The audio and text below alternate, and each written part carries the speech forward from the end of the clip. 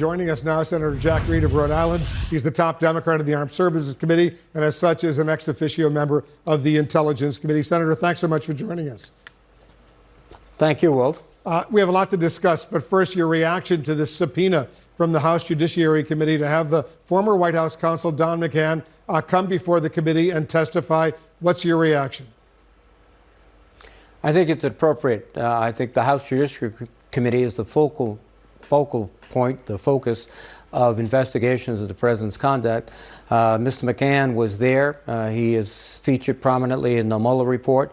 I think it'd be appropriate for not only the Congress, but for the American people to hear his position on what he said. It's being disputed by the president. I tend to concur with the Mueller Report. I think Director Mueller did a very fair, very honest, very professional job. Because some are already even making comparisons to Watergate when then White House counsel John Dean was forced to come before Congress and testify. Do you see any parallels here?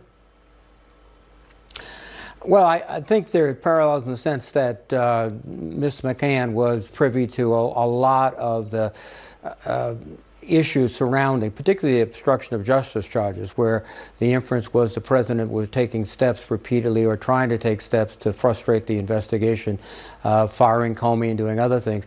And Mr. McGahn was the counsel to the president, was closely involved in those decisions, and I think it'd be fair for him, not only fair, it'd be appropriate for him to come before the Congress and the American people, and I think he would answer truthfully. I think he's a very excellent attorney and a very decent person, and he will answer truthfully, and those answers I think will help. As we speak, Senator, your Democratic colleagues in the House, they're on a conference call discussing this entire question of impeachment. Based on your reading of the Mueller report, do you believe President Trump has committed impeachable offenses? I think the question about obstruction of justice is still one that has to be looked at very closely.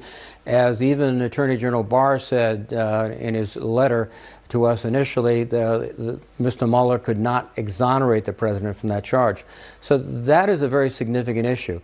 With respect to the conspiracy issue, the Barr letter suggested that there was nothing there, but when it came down to the obstruction charge, he was very, I think, specific in quoting directly from the Mueller report that he could not be exonerated, the president could not be exonerated.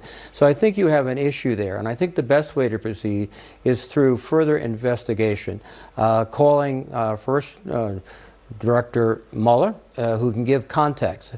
I mean, if his whole report was based on the premise that he thought was appropriate, that he could never charge the president because that was the policy of the Justice Department, that the president cannot be charged, can only be impeached, I think that puts his whole report into a specific context that would be very useful.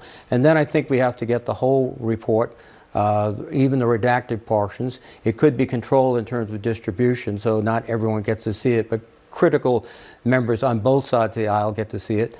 And then I think with the McGahn testimony, it could be shed even further light on what took place. Your Senate colleague, Senator Elizabeth Warren, a presidential candidate from Massachusetts, she's called on the House to begin impeachment proceedings. Is she right? Is that necessary right now? At this juncture, I think what's appropriate is to follow the investigation. There's a certain point which the evidence and the facts will become obvious, I think, to all, we hope, but at least to significant numbers, that there is culpability here. And at that point, that's when I think the Judiciary Committee in the House can start formal, if you will say, impeachment proceedings. But there is an obligation to investigate these allegations and to establish the facts, establish the evidence.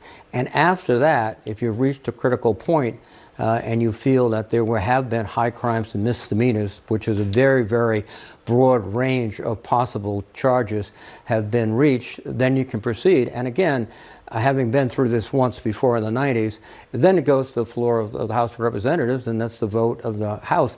No president is impeached until the whole House votes. So these judiciary proceedings are appropriate, useful, and I think at the investigation level are timely and should be pursued. Senator Reed, thanks so much for joining us. Thanks, Wolf.